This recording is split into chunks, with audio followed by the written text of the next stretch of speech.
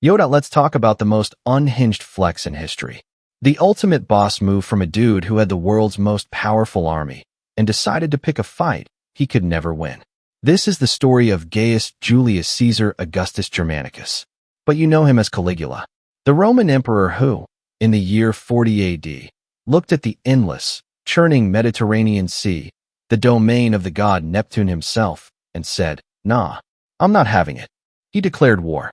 On the ocean, he marched his legions to the coast, lined them up in full battle formation, and ordered them to attack the waves.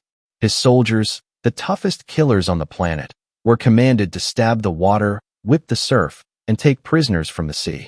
This wasn't a metaphor. It wasn't a drill.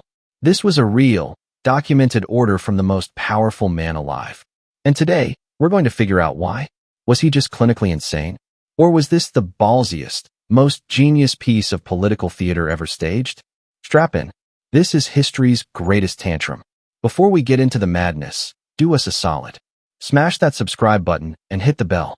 You're here for the real, unfiltered history they don't teach you, and we've got a whole arsenal of stories like this coming your way. To understand the war on the sea, you gotta understand the man. And Caligula didn't start as a monster. He started as a PR stunt, a mascot. See, his dad was Germanicus, Rome's rockstar general, the Bradley Cooper of legions. And little Gaius grew up in army camps, wearing tiny soldier boots. Caligula means little boot. It was a cute nickname. The troops loved him. He was the military's favorite son. But then, the Roman elite did what they do best. They cleaned house. Emperor Tiberius, a paranoid recluse, saw Germanicus as a threat. After Germanicus died under suspicious circumstances, Caligula's family was hunted. His mother and brothers were exiled or killed. Caligula himself was dragged to the island of Capri to live as a prisoner in Tiberius's pleasure palace. For 6 years. Imagine that. You're the heir to the empire, living in a gilded cage, surrounded by every vice imaginable, knowing your family was murdered, and your jailer is a decaying, suspicious old tyrant watching your every move. This wasn't a childhood. It was a masterclass in trauma and survival.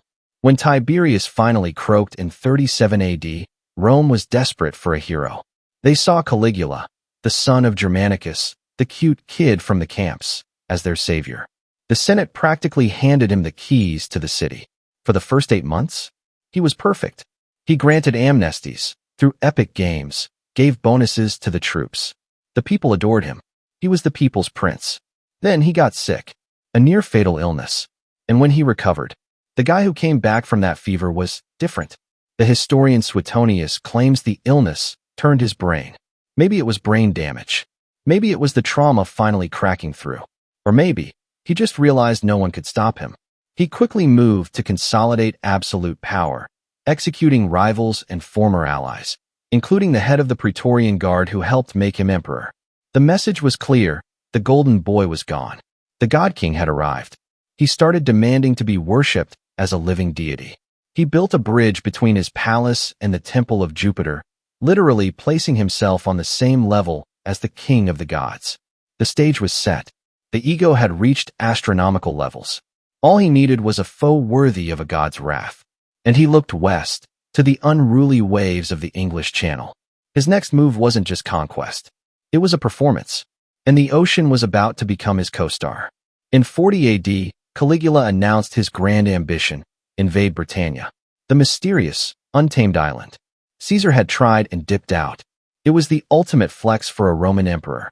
He mobilized 2 entire legions, the 15 Primigenia and XXI Primigenia, and a massive force of auxiliaries, over 20,000 men. This was a serious war machine. They marched hundreds of miles to the northern coast of Gaul, to a place called the English Channel. The troops were amped.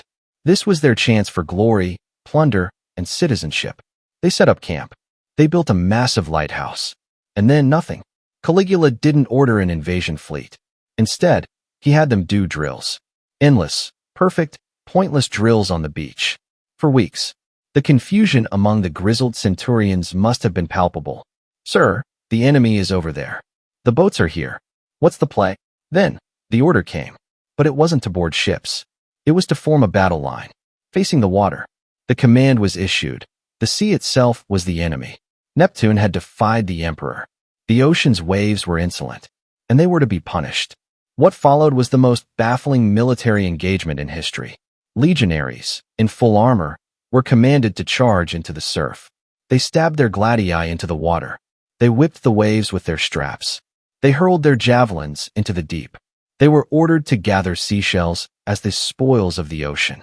Ancient sources call these shells musculi, which could mean actual shells, but also was the word for the sheds covering siege engines, likely meaning they looted pearls, coral, and marine treasures from the coastal villages. But the propaganda image was clear. His soldiers were plundering the sea itself. He then declared victory, a triumph over Neptune. He promised his troops a ludicrous cash bonus, a donative for their bravery. But here's the kicker. The bonus was a joke. A pittance. This was the final, calculated insult.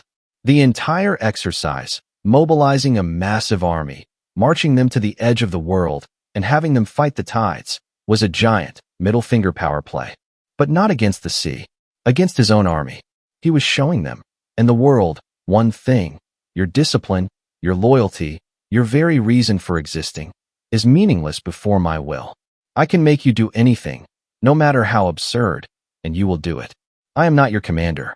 I am your God. The war on the sea wasn't a battle. It was a loyalty test from a madman, and it was about to backfire in the most Roman way possible.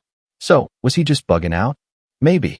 But historians who look past the mad Caligula trope see a brutal, chilling logic. Think about it. This man grew up seeing the army as an extension of his family, then watched that same political system murder his real family. He saw the army's loyalty as fickle. They loved his dad, and look what happened. His British campaign was likely never real. Britannia was a pretext. The real mission was to take two newly formed, inexperienced legions loyal only to him, not to some old Roman tradition, on a long, miserable march. To break them, to humiliate them, and then to reward them with a hollow victory, reminding them that all their glory came from him alone. The war on the sea was the ultimate demonstration of potestas, power without reason. In Rome, a general's authority was sacred, but it was based on competence.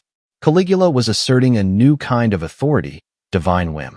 By ordering the impossible and having it obeyed, he was performing his own divinity. Gathering the spoils of the ocean, those seashells and pearls, allowed him to return to Rome and claim a legitimate triumph over a divine foe, something even Caesar couldn't claim. He was also draining the state treasury, which was a threat to the old guard Senate.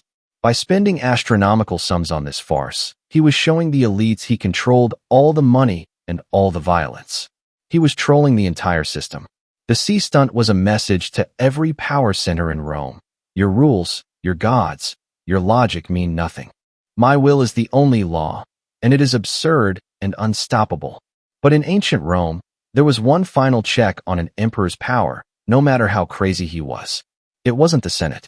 It wasn't the people. It was the guys with the daggers standing right outside his door. Caligula returned to Rome after his victory. He demanded a full triumphal parade for conquering the sea. The Senate, terrified, had to debate whether seashells counted as war spoils. He built a massive, luxurious floating palace on Lake Nemi, not for war, but for parties, another middle finger to tradition and treasury. The humiliation of the elite was complete. But he'd forgotten who he humiliated most, the Praetorian Guard. These weren't the legionaries on the beach. These were his personal protectors, the elite soldiers in Rome. And Caligula had publicly mocked their entire profession. He'd turned the sacred Roman army into a punchline. He also physically abused and openly threatened their officers. For men whose entire identity was built on dignity and martial honor, this was the ultimate betrayal. On January 24th, 41 AD, less than a year after the Channel farce, it all ended. In a crypto porticus beneath the Palatine Hill, a group of Praetorian tribunes and officers cornered Caligula. The man who declared war on an ocean couldn't stop a few blades in a hallway. He was stabbed over 30 times. The conspiracy was led by officers he had personally humiliated. The Senate celebrated. The people were confused. The guard, however, acted quickly. They found Caligula's uncle, Claudius, the family nerd everyone ignored, hiding behind a curtain, and declared him emperor. Why? because they needed an emperor to justify their pay and power.